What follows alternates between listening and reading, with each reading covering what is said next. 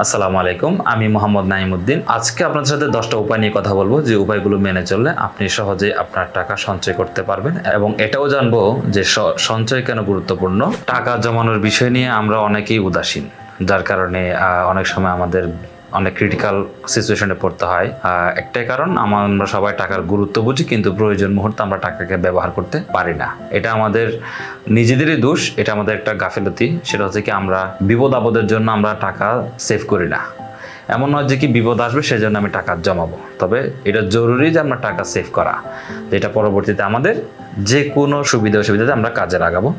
তো আজকে আমি আপনাদের কিছু ইম্পর্টেন্ট টিপস আপনাদের সাথে শেয়ার করব, যেটা আমি দীর্ঘদিন রিসার্চ করে পেয়েছি, যে আমরা কিভাবে আমরা সহজে টাকা জমাতে পারবো। সবাই টাকা জমাতে চায়, কিন্তু উদ্দেশ্য না থাকার কারণে পারে না। তো আমি আপনাদের সাথে আজকে 10টি বিষয় নিয়ে কথা বলবো। প্রথম যে স্টেপটা আপনাকে নিতে হবে, প্রথম আপনার উদ্দেশ্য সেট করতে হবে, টাকাটা আপনি কি উদ্দেশ্যে সেভ করছেন। এটা হবে নাম্বার 1। আগামী 1 বছরের মধ্যে বা আগামী 1 মাসের মধ্যে আপনি কত টাকা জমাতে চান, সেই অনুপাতে আপনার প্রতিদিন বা প্রতি সপ্তাহে বা প্রতি মাসে, যদি ব্যবসায়ী হয়ে থাকেন প্রতিদিন, আর যদি চাকরিজীবী হয়ে থাকেন তাহলে প্রতি মাসে ফিক্সড একটা অ্যামাউন্ট আপনাকে সেভ করতে হবে। সেটা উদ্দেশ্যে থাকতে হবে, আমি আগামী 1 বছর পর 2 বছর এত টাকা আমার জমানো দেখতে চাই। এটা আপনার হবে ফার্স্ট স্টেপ। উদ্দেশ্য থাকতে হবে। উদ্দেশ্যহীনভাবে যদি আপনি চলেন, তাহলে আপনার কখনো এই কাজটা করা হবে না। দ্বিতীয় ধাপ যেটা, আপনাকে একটা বাজেট ক্রিয়েট করতে হবে। আপনার একটা টার্গেট থাকতে হবে যে আপনি এতদিনের মধ্যে এত টাকা আপনি জমাতে চান। সেই অনুপাতে আপনাকে বাজেট ক্রিয়েট করতে হবে। বাজেট ক্রিয়েট করার প্রয়োজনে আপনি একটা খাতা রাখতে পারেন। প্রতি মাসে বা প্রতি সপ্তাহে বা প্রতিদিন খরচ করার পরে আপনি কত টাকা একটা নির্দিষ্ট অ্যামাউন্ট দেবেন, সেটা 10 টাকা হোক, 5 টাকা হোক, কোনো বিষয় না। তবে আপনাকে শুরু করতে হবে, ছোট ছোট অ্যামাউন্ট দিয়ে শুরু করতে হবে, তাহলে আপনি একটা সময় গিয়ে একটা ভালো অ্যামাউন্ট দেখতে পাবেন। তৃতীয় ধাপ যেটা, আপনার অপ্রয়োজনীয় খরচ, অনাকাঙ্ক্ষিত অবাঞ্ছিত খরচ আপনাকে কমাতে হবে। যেহেতু আপনি একটা টার্গেট নিয়ে আছেন, আপনার একটা বাজেট আছে, আপনাকে সবসময় মনে রাখতে হবে অপ্রয়োজনীয় খরচ, যেমন যেখানে সেখানে খেতে যাওয়া, যা তা খেতে যাওয়া, কারণ বেশিরভাগ সময় রেস্টুরেন্টে খাওয়া। আর এটা হতে পারে আপনার যে কোনো অপ্রয়োজনীয় সাবস্ক্রিপশন ফি, অনেক কিছু আছে। যদি কোনো বাজে অভ্যাস থাকে সেটা পরিহার করতে হবে। সেক্ষেত্রে আপনার টাকা জমানোর যে উদ্দেশ্য সেটা সাকসেস হবে, এবং আপনার বিপদের বন্ধু হবে আপনার এই টাকায়। চতুর্থ নাম্বার ধাপ যেটা, সেটা হচ্ছে আপনার টাকা কার্ডে পেমেন্ট না করে আপনি ক্যাশে খরচ করার ব্যবস্থা করুন। এই ক্ষেত্রে যেটা হয়, আপনি অনেক সময় বুঝতে পারেন না আপনি কত টাকা খরচ করছেন। কেন বুঝতে পারেন না? আপনি কার্ড দিয়ে দিলেন, কার্ড সুইপ করলেন, আপনার পেমেন্ট হয়ে গেল। তো ক্যাশে পেমেন্ট করলে যেটা হয়, আপনি মানিব্যাগ খুলবেন, ক্যাশ টাকা গুনবেন, গুনে ওনাকে পেমেন্ট করবেন, এবং আপনি দেখবেন আপনার প্রতিদিন আপনি কত টাকা খরচ করছেন। সেক্ষেত্রে আপনার এটা একটা মাইন্ডে রিমাইন্ডার যাবে যে আপনার একটা টার্গেট আছে, আপনার একটা গোল আছে, আপনি যার কারণে টাকাটা অনাকাঙ্ক্ষিত খরচ থেকে নিজেকে বাঁচানোর জন্য আপনি চেষ্টা করছেন, যেটা আপনার সফল হবেন। পঞ্চম ধাপ যেটা, আপনার যদি আপনি চাকরিজীবী হয়ে থাকেন অথবা আপনি ব্যবসায়ী হয়ে থাকেন, বিশেষ করে চাকরিজীবীদের জন্য আমি যেটা বলবো, আপনার যে ব্যাংক অ্যাকাউন্টে আপনার স্যালারি আসে, ওখানে একটা আলাদা অটোমেটিক সিস্টেম, আপনাদের প্রায় ব্যাংকে এগুলো আছে, প্রত্যেকটা ব্যাংকে এই সিস্টেমটা আছে। আপনি একটা অ্যাকাউন্ট অ্যাড করে রাখতে পারেন, যেখানে আপনার স্যালারি আসার সাথে সাথে অটোমেটিকলি টাকা কেটে নেবে।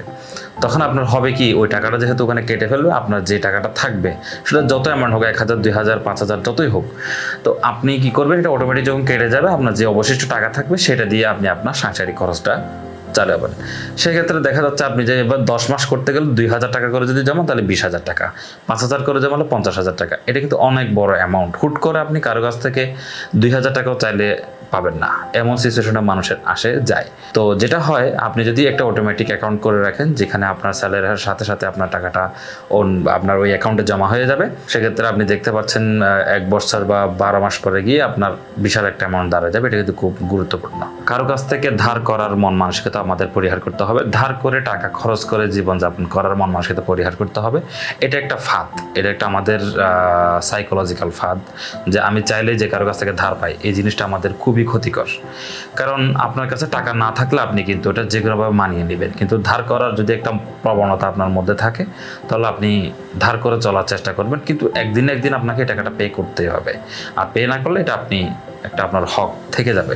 তো আমাদের যেটা করতে হবে, আমাদের প্রত্যেক দিনের নিয়মিত খরচগুলো থেকে কিছু টাকা সঞ্চয় করতে হবে। আর খরচের ক্ষেত্রে আমাদের যে উদাসীনতা, অপ্রয়োজনীয় খরচ যেগুলো আমরা করে থাকি এগুলো আমাদের পরিহার করতে হবে এবং ধার করার মন মানসিকতা পরিহার করতে হবে। নিজের টাকা দিয়ে নিজে চলবো এরকম একটা মনোভাব আমাদের তৈরি করতে হবে। এটা খুবই গুরুত্বপূর্ণ, অবশ্যই মনে রাখবেন। 7 নাম্বার যে টিপসটা রয়েছে, নাম্বার 7, সেটা হচ্ছে কি, যদি ব্যবসায়ী হন বা চাকরিজীবী হন, প্রত্যেকেরই একটা নির্দিষ্ট সময় আমরা বাজার করি। এমন নয় যে আমরা প্রতিদিন বাজার করি। অনেকেই আছে, হয়তো সবার ক্ষেত্রে এটা নাও হতে পারে, তবে আমার টার্গেটেড কথাগুলো আমি যাদের জন্য বিশেষ করে বলতে, চাকরিজীবীদের জন্য। আপনি যখন কেনাকাটা করবেন একটা বাল্ক কোয়ান্টিটিতে করেন। এটাতে যেটা হয়, আপনি যখন একটা বড় অ্যামাউন্টে বাজার করেন, আপনি একটা ডিসকাউন্ট ডিমান্ড করতে পারেন, অথবা আপনার বাসার নিচে যে মুদির দোকান বা আপনার বাজারে যে মুদির দোকান, এমন নয় যে আপনি হট করে আসছেন, দীর্ঘদিন ধরে বাজার করছেন, যে এলাকাতেই থাকেন সেই এলাকার যে কোনো একটা মুদির দোকান থেকে আপনি রেগুলার বাজার করেন। তো এখানে যেটা হয়, আপনি যদি ওনাকে অফার করেন বা বলেন, যে রিকোয়েস্ট করেন বা বলেন যে আপনার 5,000 10-20 টাকা বিল আসলো, আপনি যদি বলেন যে 5,000 10 টাকা থেকে 100 টাকা কমায় রাখেন বা 200 টাকা কমায় রাখেন, এই কথাটা কিন্তু উনি আপনার যে একটা বড় অ্যামাউন্টের একটা ডিল, এটার জন্য উনি একটা ডিসকাউন্ট আপনাকে দিতেই পারে, স্বাভাবিক, এটা দিবেই। তো আমরা যে খুচরা বাজার না করে চেষ্টা করুন আপনি বাল্ক কোয়ান্টিটিতে বাজার করার, এটাতে আপনার যেটা হবে, আপনি একটা ডিসকাউন্ট পাবেন। আর ম্যাক্সিমাম টাইম এমন হয় মাসের শুরুতে বা মাসের শেষে বড় বড় সুপার শপগুলোতে আপনার একটা ডিসকাউন্টের ব্যবস্থা থাকে, যেখানে একটা নির্দিষ্ট অ্যামাউন্টের শপিং করলে ডিসকাউন্ট দেয়।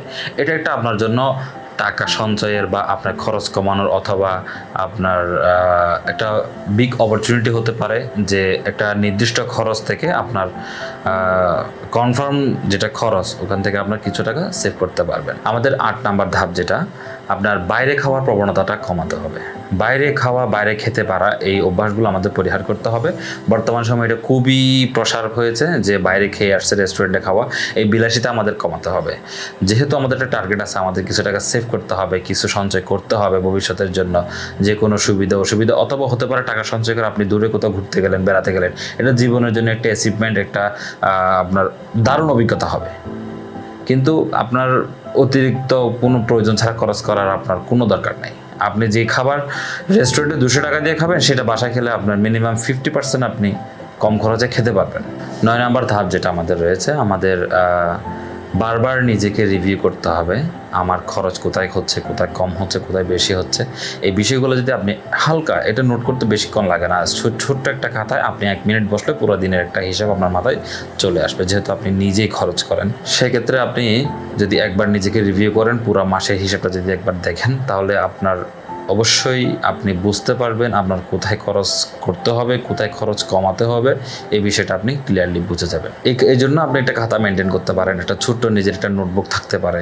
2 কলম লিখতে আপনার বেশিক্ষণ লাগবে না। আমরা আসলে অনেক অলস হয়ে গেছি, যার কারণে আমরা আমাদের বলে থাকি আমাদের ইনকাম কমে গেছে, আমরা বলে থাকি আমাদের আয় রোজগার নাই, বরকত নাই, অনেক কিছু আমরা বলে থাকি। আসলে আমাদের বেহিসাবি জীবনের জন্য এই পরিস্থিতিটা আমাদের ক্রিয়েট করতে হয়। ম্যাক্সিমাম টাইম দেখা যায় যে আমরা যারা চাকরিজীবী আছি, মাসের 25 তারিখের পর থেকে দেখা যায় আমাদের একটা পকেটে একটা বা ব্যাংকের একটা বাস্তব চিত্র আমরা দেখতে পারি যে পকেট শূন্য।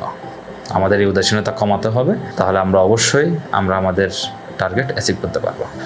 সর্বশেষ 10 নাম্বার যেটা পয়েন্ট আমাদের আছে, সেটা হলো আপনার সবসময় একটা মনে রাখতে হবে আমাদের রিজার্ভ ফান্ড আছে কিনা। এটা হতে পারে আপনার প্রয়োজন, হতে পারে বাবার প্রয়োজন, হতে পারে মার প্রয়োজন, হতে পারে বোনের প্রয়োজন, যে কারো প্রয়োজন হতে পারে। যেহেতু আপনি একজন ফ্যামিলি ম্যান, আমার কথাগুলো অবশ্যই একজন ফ্যামিলি ম্যানের জন্য, অবশ্যই প্রত্যেকের জন্যই, তবে ফ্যামিলি ম্যান যারা রয়েছে তারা এটা খুবই গুরুত্ব সহকারে দেখবেন। একটা রিজার্ভ ফান্ড লাগবে। হুট করে কোনো প্রয়োজনে কারোর কাছে হাত পাতার থেকে নিজের টাকা দিয়ে আপনার নিজের বিপদ বোঝানোটাই উত্তম আমি মনে করি। ধার দেনার ফাঁদে পড়বেন না, একটা রিজার্ভ ফান্ড তৈরি করুন। আপনার মাসিক ইনকাম বলেন, বার্ষিক ইনকাম থেকে একটা রিজার্ভ ফান্ড তৈরি করুন। এমন একটা ফান্ড তৈরি করুন 6 মাস বা 1 বছর, যে কোনো ক্রাইসিস মোমেন্টে। আমরা রিসেন্টলি যে করোনা টাইমটা আমরা করোনার মধ্য দিয়ে পার করে আসছি, আমরা দেখছি যাদের টাকা পয়সা রিজার্ভ ফান্ড ছিল তারা মোটামুটি কিছুটা সচ্ছলভাবে জীবনযাপন করতে পেরেছে। তবে তারা দিনে আনে দিনে খায় এমন অবস্থা ছিল, তারা খুব করুণ দুর্দশার মধ্যে দিয়ে গেছে। তো এই জিনিসগুলো আমাদের মাথায় রাখতে হবে। অতীতের ক্রাইসিসগুলো থেকে আমাদের শিক্ষা নিয়ে, এটাই হচ্ছে বুদ্ধিমানের কাজ। আমি পরামর্শ দিব, নিজের দিকে একবার তাকান, নিজের ইনকামের দিকে একবার তাকান এবং ভবিষ্যতের জন্য কিছু সঞ্চয় করুন।